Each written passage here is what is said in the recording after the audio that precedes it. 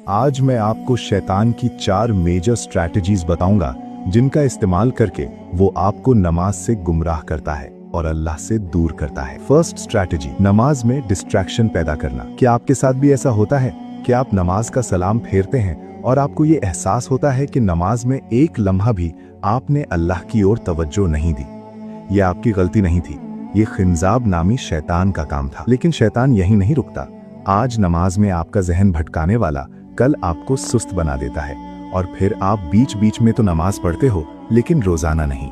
यहां से शुरू होती है शैतान की सेकंड स्ट्रैटेजी, आपको नमाज में गाफिल करना, जिसे कुरान में कुछ यूं बयान किया गया है, तबाही है उन नमाजियों के लिए जो अपनी नमाजों से गाफिल हैं। आप कभी नमाज पढ़ते हैं और कभी नहीं पढ़ते भी हैं तो इस तरह के नमाज के वक्त को टालते रहते हैं और जब वक्त बिल्कुल खत्म होने के करीब होता है तो उठकर 4 थुंगे मार लेते हैं।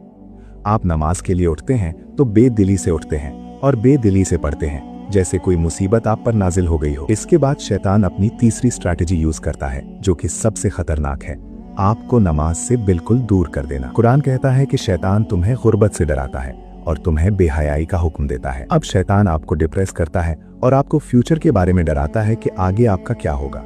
आप इसी सोच में पड़े रहते हैं, इससे आपकी नमाज भी जाती है और बाकी फराइज भी, और ये स्टेट आपको गुनाहों की तरफ लेकर जाता है और आप हर तरह के हराम काम में मुब्तला हो जाते हैं। फिर बहुत टाइम बाद आपको ये ख्याल आ जाता है कि मुझे अब तौबा करनी चाहिए, मुझे अल्लाह से माफी मांगनी चाहिए, फिर से अल्लाह की तरफ रुजू करना चाहिए। लेकिन अब आता है शैतान का मास्टर स्ट्रोक, स्ट्रैटेजी नंबर 4, अल्लाह से नाउमीदी। शैतान तुमसे कहता है कि अल्लाह तुम्हारी तौबा कैसे कबूल कर सकता है, तुमने तो बहुत ज्यादा गुनाह किए हैं, अल्लाह तो अपने मोमिन बंदों से ही प्यार करता है, तुम जैसों से नहीं। लेकिन इस बात को अल्लाह ताला कुरान में रद्द करता है और फरमाता है, कह दो ए मेरे बंदो जिन्होंने अपनी जानों पर ज्यादती की है, अल्लाह की रहमत से नाउमीद ना हो, बेशक अल्लाह तमाम गुनाह माफ कर देता है, यकीनन वही बहुत बख्शने वाला निहायत मेहरबान है। तो अभी वक्त है, उठो और अल्लाह की तरफ रुजू करो।